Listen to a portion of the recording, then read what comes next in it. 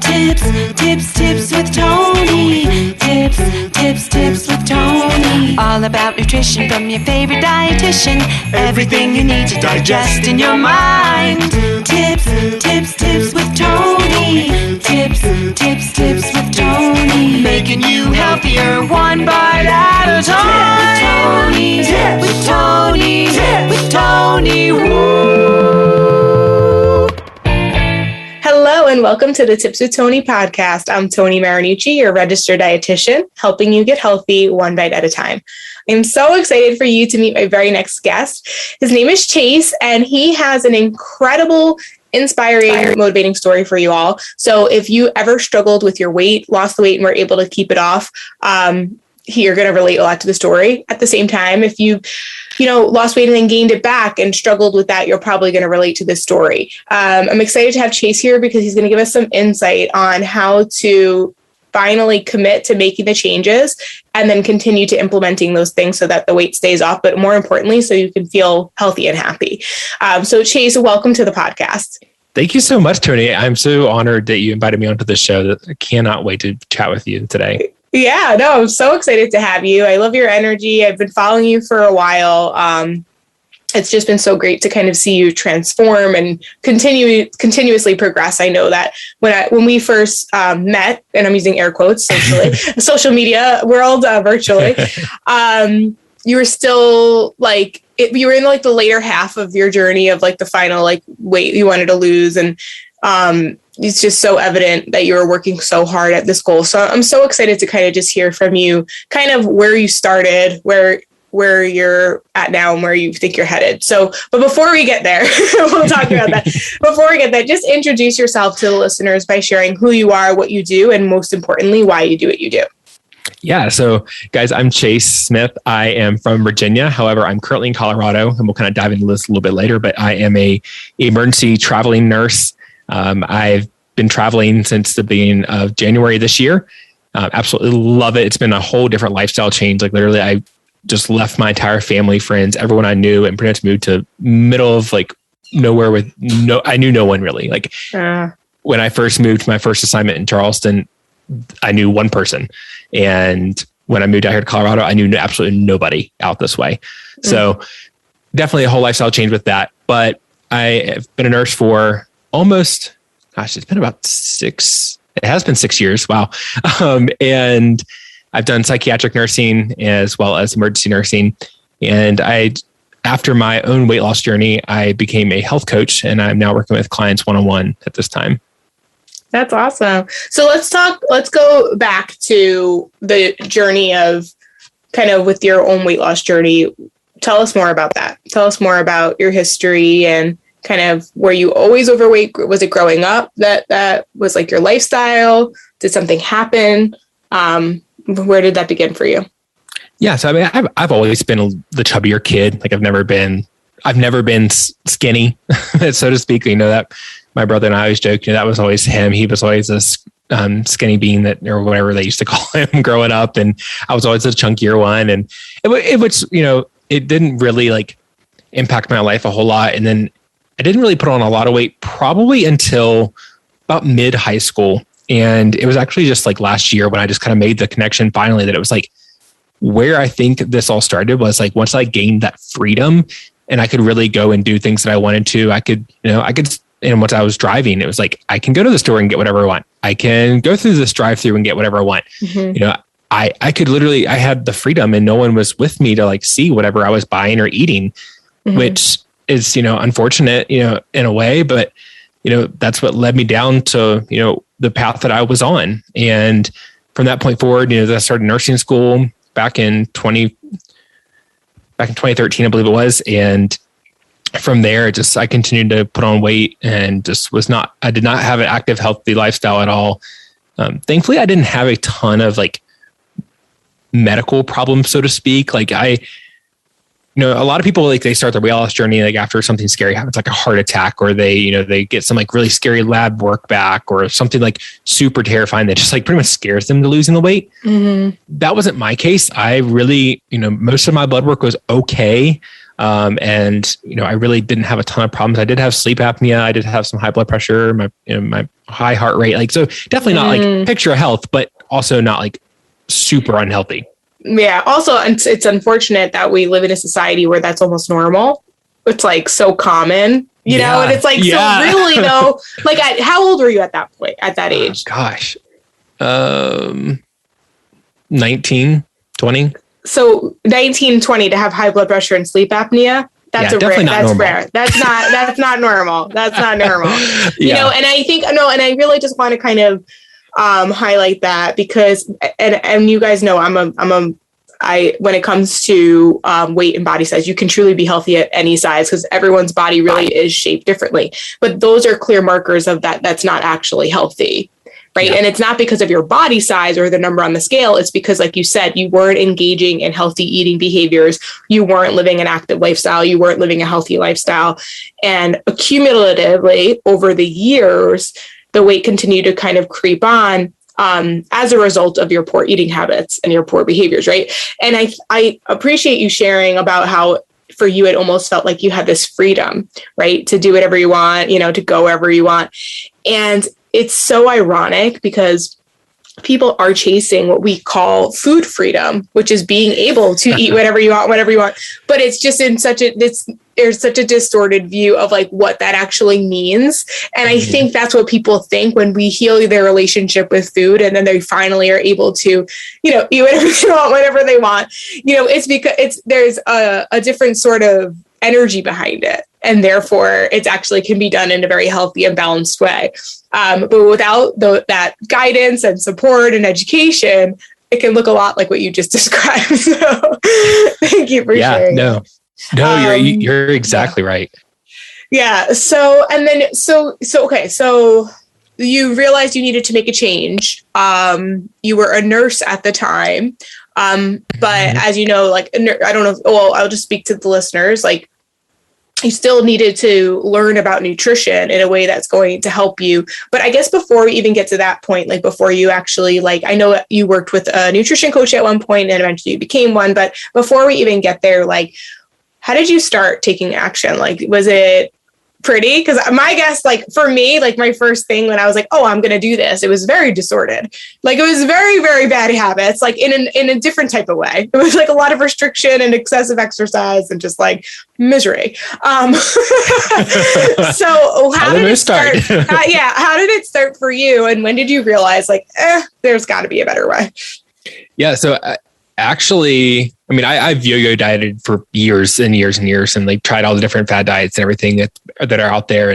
But this time it actually started with a friendly weight loss competition with a coworker at the time and one of my good friends. And she just happened to challenge me like right before the first of the year. She was like, let's just see who can lose the most weight. And I was like, okay, sure, whatever. Like, and honestly, like deep down, I kind of thought it was just going to be another yo-yo diet, like just something that, okay, great. Well, we'll both lose some weight and then it'll be, I'll put it right back on like I always have.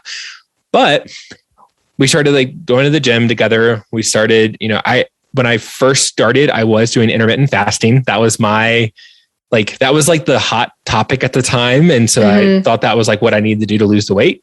And from there, I really focused on like clean eating, whatever that means. But like that was like my main focus is like, trying to cut out a lot of processed stuff, a lot of junk food, so to speak. And so a lot of whole foods, fruits, vegetables, lean meats, and intermittent fasting. Like that was my first approach. And I was going to the gym like 5 days a week. And mostly all of that was cardio. And then as it progressed, I started to really lose a lot of weight. Like my first month, I think I lost 30 pounds. Now, granted, at my largest, I was 382 pounds. And so I had a lot of weight to lose in the very beginning. And so a lot of that, as I know now, is a lot of water weight right in the beginning. But it was a great jumpstart to really get started.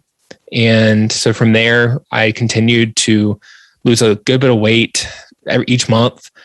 In April, I met my nutrition coach just online.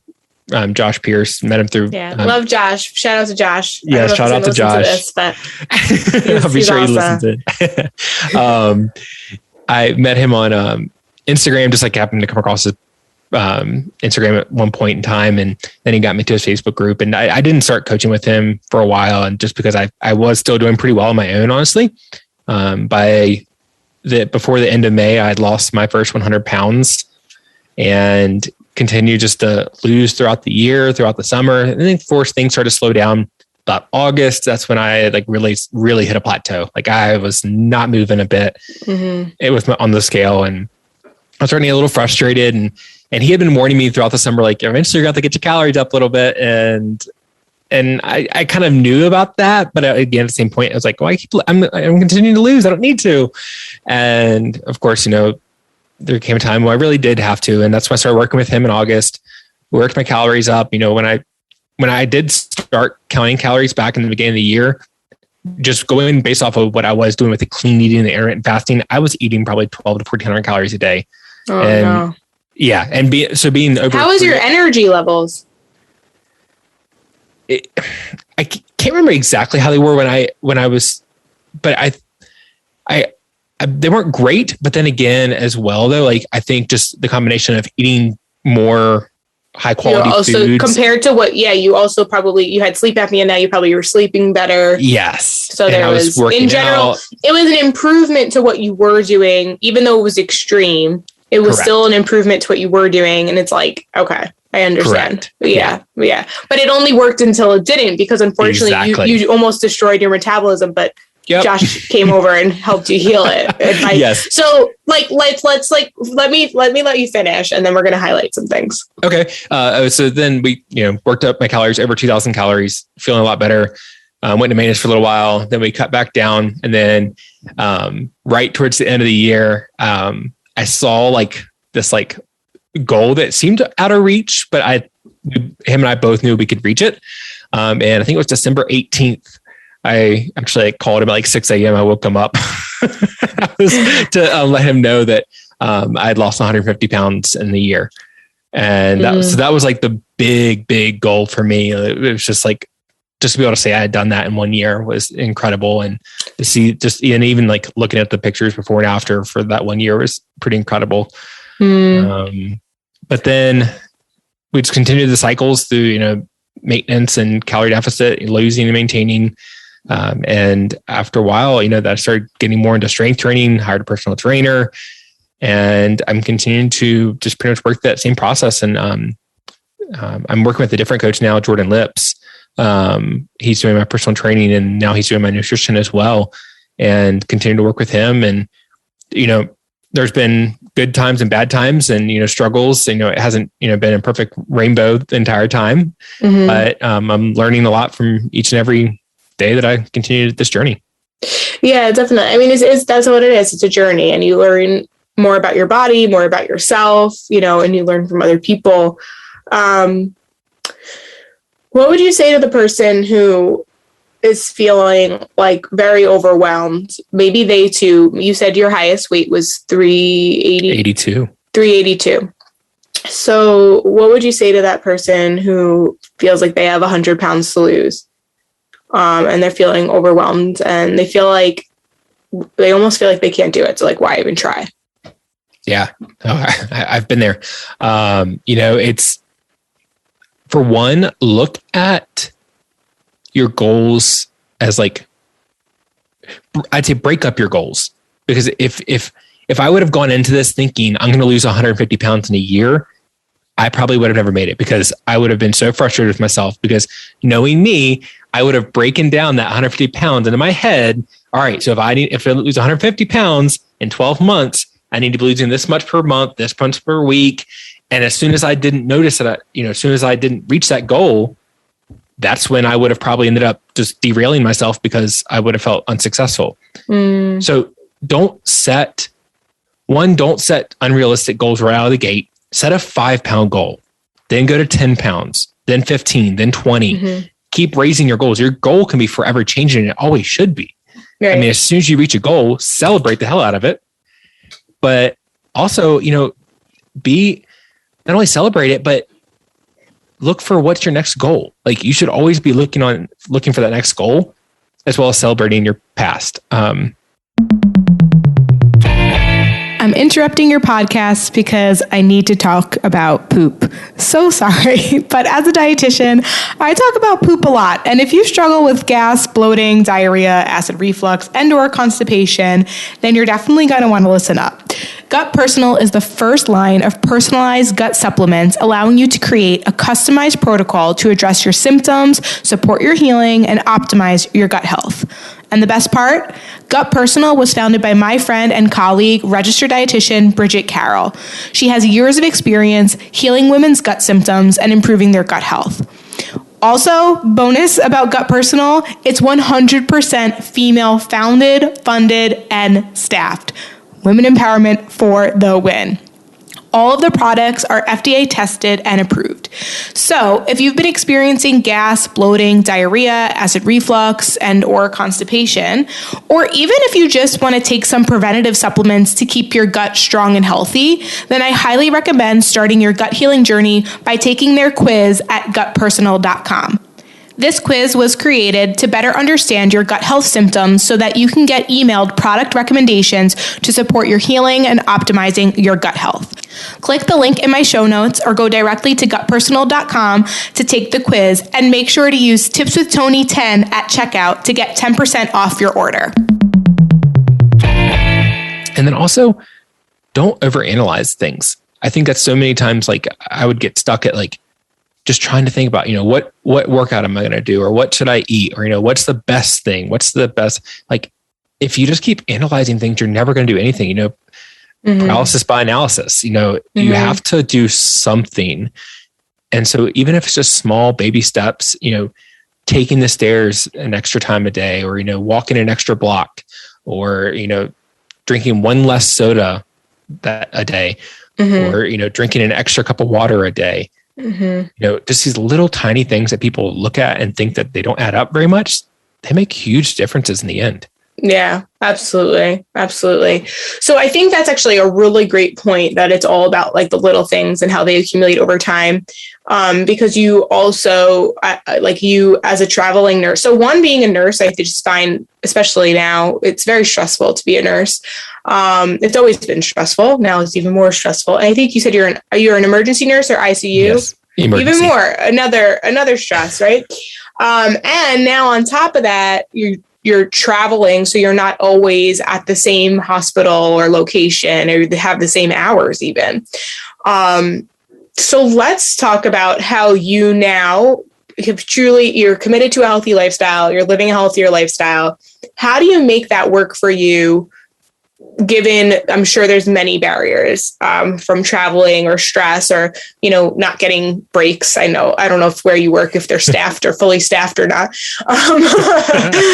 But they're rarely. My best friend's a nurse. It's so funny. You're like, I don't know anyone in Colorado. My best friend is a traveling nurse, but she lives in Colorado. Now she's here in New York. But nice. Maybe, I don't know when she comes back, and I don't know how long you're going to be there, but I got to get you guys to you guys would definitely could connect and hang out. That would be so awesome. Fun. But anyways, I digress. So yeah, so all I say, my best friend's a nurse. I have family members who are nurses. I have clients in the program who are I used to be a dietitian. I used to watch them run around with the chicken out without a head, when I worked in the hospital. So I love you guys, nurses. You rock. You really do work really hard. And I know their struggles, but definitely Chase knows them even better firsthand, because he is one himself. So Chase, how does one eat healthy, remember to drink water, sleep? Because sometimes they, I don't know if you ever did overnights. There's so many things that we talk about, lowering your stress, right? That help with a healthy lifestyle, that can be really challenging as a nurse and as a traveling nurse. So what tips do you have for our listeners who are that? Yeah. So I guess I'll just kind of break this up real quick into some different categories here. So first, just top of my head, sleep. Yes, there has to be a night shift nurse out there to work the night shift, but if you want to live the healthiest lifestyle you can, I hate to say it, night shifters, but got to get a day shift, or at least mid shift. And that's been proven by science. I mean, I'm not just saying that. I mean, it really has been shown that you live longer, or you live a shorter life if you're on night shift, just because it's just, no, it's definitely not great for your health. But what about for the parent who really can't, like they really can't work, like they have to work the night shift? Like, what would you suggest for them to do? I mean, this would all be pretty much like based off of like, just like, I mean, I have not personally worked, I've worked nights, but that was prior to my weight loss journey. Since I've started this new health journey, I've just been on day shifts. But I would say you need to definitely prioritize sleep where you can.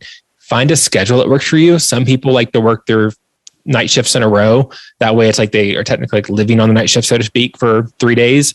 And then they convert themselves to day shift hours to like then be able to function with the family and everything for those few days that they're off. And then they go back to night shift. I think also it's just being super prepared to, to help with like your time management. Is like, if you are going to be working 3 nights in a row, make sure you have meals ready to go. Make sure you have your schedule laid out. Make sure you're doing everything you can in advance. That way you're not getting home and having 2 hours of work to do. It's you can get home, get to bed, and get back to work the next day. Yeah. Or the next night. And because I know, I mean, preferably like in speaking with my schedules, I try to break my days up, and not work more than 2 in a row on the day shift, just because at the end of 3 days, it's because they're longer than 8-hour shifts, right? Yes, they're 12 hours. Yeah, they're 12 hours. So it's exhausting. Yeah. It's exhausting. At the end of 3 days, I'm completely wore out. So I try to break mine up and then plan out, before I go to 1 or 2 days of work, I make sure I have everything ready to go for those couple of days. Right. So you have your meals prepared. You probably pack snacks to like have with you in the car when you're going there, or on your break if you can have a chance to eat. One thing I've definitely done is, it's not, thankfully our places where I'm at now is pretty good about getting us lunch breaks, but I know a lot of places aren't, and there's definitely days that I don't get a lunch break. And when that happens, I just be sure to pack a lot of foods that I can eat at the desk, or, I could sneak off for like a half a second and like eat something real quick, like things that are really portable, already cut up, ready to go, don't require heating or anything like that. And that way I can pretty much just, eat throughout the day, and almost like snacking throughout the day, but it's still like, which is fine. Yeah. Yeah. But that's what keeps me going. Yeah, you need the energy. You need to be able to focus. And yeah, it takes like 5 seconds to just like, you could put like break a protein bar in half and then eat the other half later. Like you just like, it doesn't take as long as you think. It's better to be fed, especially when you have a lot going on. So yeah, so that's super helpful. What about finding time for exercise? Yeah. So I kind of made like a commitment to myself, and I forget where I read this. It was some type of travel nurse blog or something like that for staying healthy. And they said pretty much like set a timeline for yourself to this. And mine is whenever I move somewhere else, I have 3 days to find a gym and sign up. Like I make that a requirement for myself. That way it's not, I don't get there and it's like, oh, I'll find it. Oh, I'll find it. Well, I don't have time today. I'll get there eventually. Like I'm scoping them out online before I get there, have a couple in mind, and then I go find one that I like and sign up within 3 days. That way I know I have a gym that I can start working out with. Totally. Yeah, that's great. It's even better if you like some of those franchises. Like I'm just thinking like an Orange Theory, like they're kind of all over the place. If you like belong to one, it's like nice that like wherever you go, you can probably find one. But yeah, in general, I think that's super, super smart. And mine are, and most places have a good, they can work a deal with nurses. A lot of times you can even like, because, I'm only here at minimum of 3 months. And right. And you have to just be careful. You can have you have to know what their contract is. Don't even get me started. I'm in it's been a mess. I had to change my credit card information because somehow someone got my information I went to a trip to Arizona since January, and they've been charging me every month and been telling me that I'm not going on a tangent, but let me just tell you, it was very frustrating. It's like impossible to cancel the gym. Like impossible. I agree. Impossible. I had that problem back when I was in Charleston for a little while. It's so annoying. Well, also too, I used to go to Planet Fitness, and they're like, "Oh, if you want to cancel, you have to come in." It's like I'd never come in. That's why I'm canceling. Like it was a global pandemic. Like no, no, I'm not going in. Like, you don't change your policy when we're told to stay home. Yeah. And actually, I prefer not to do the franchises for that reason. Actually, my God. I honestly, like a lot of travelers I've talked to said you can like find like a mom and pop gym that probably better. Yeah. And if you walk in with 3 months worth of cash and just say, here all up front, if I can just work out here for 3 months, most places will take it. That's awesome. Yeah. I think also too, I think it's called Class Pass. Are you familiar with that? I think you pay a certain amount and then you can use the Class Passes like whatever studio participates. And a lot of studios participate. So it could be like a bar class in Colorado, and then you could take like I don't know, like a Zumba class in Charleston. You know what I mean? Like like they participate from wherever. But so it's like you pay one fee and then each class is like the same amount. Or it's like, or I think each class, like they gives you like points. It's like, oh, you're using this much of your Class Pass points or something like that. Yep. So anyways, yeah, that sounds like a good thing for something like a traveling nurse. But I think at the end of the day, it sounds like when you put your mind to something and you have the right guidance and support, you'll figure it out and you'll do it. Right? When there's a will, there's a way. Absolutely. And I mean, I think that everyone has different challenges and lifestyles, and some schedules are more challenging than others. Some jobs are more challenging than others. Some people's responsibilities are different. And so at the end of the day, that's your life, you're choosing that life at some degree, right? You can potentially, for some of you, might be able to ask for a different shift. But then there's always going to be a cost benefit. There's always going to be a consequence or something that you're going to have to kind of do in exchange for whatever. But all that to say, like, you have choices.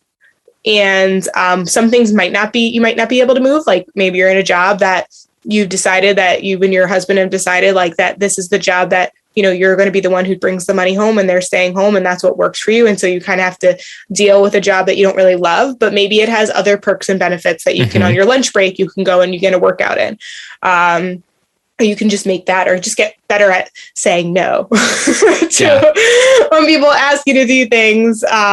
But you need a nap. So you could say, no, I got to take a nap. Absolutely.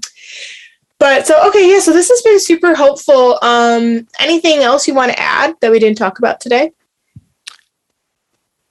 I think other than, also just kind of along the lines of travel nursing is like, the world's so big, of course. And it's like, when you go somewhere new, if you are traveling, it's like, use that to your advantage, for like movement and such, like, get out. Yeah. Yeah. I was saying that. I mean, in Colorado, you can go hiking for sure.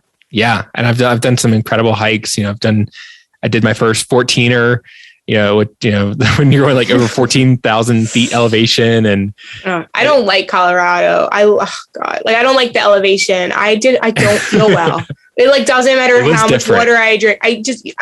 Everyone's like, you'll adjust. I'm like, I was there for like almost a week. I did not adjust. I like my best friend. I'm like, yeah, no, I'm never moving there. She's like, maybe you'll move here. I'm like, no, never. Not happening. That's funny. I'll come when you have a baby, and then I'll leave. That's right. Come to visit. Nice. Yeah. So yeah, that's a good point. Yeah, for sure. Definitely. If it's a sunny place, hopefully you can go swimming. If it's a rocky place, you go hiking. If it's a cold place, you can have hot chocolate. Yes, absolutely. I know. I'm now spending my time until February here. I was supposed to be leaving at the end of this month, but I extended it until February. Yeah. And someone just told me the other day that the Farmer's Almanac has said like this is gonna be like the coldest winter Colorado has had in a while. And I'm like, oh, great. Good luck. Yeah. Good luck. But anyways. Yeah. Stay hydrated. Yep. Same. It's rough. Awesome. Okay. So where can people find you, connect with you if they have any questions? Yeah. So I am mostly on Instagram at @changing_chase. Also on TikTok at @changing_chase. And then also on the Chasing Health podcast on anywhere you listen to your podcasts. Yeah. And I'm going to be on his podcast. So yeah, follow it anyway, but definitely make sure you check out our episode. I'm excited to record it. Yes, I am as well. Yeah. Awesome. All right, guys. Thanks so much for listening. If you're not already subscribed to the Tips with Tony podcast, definitely hit that subscribe button. And if you feel so inclined, write a nice review. If you don't want to write a nice review, just don't write one. Give it a 5-star rating, write the review. And yeah, thank you for listening. As always, I'm Toni Marinucci, your registered dietitian, helping you get healthy one bite at a time.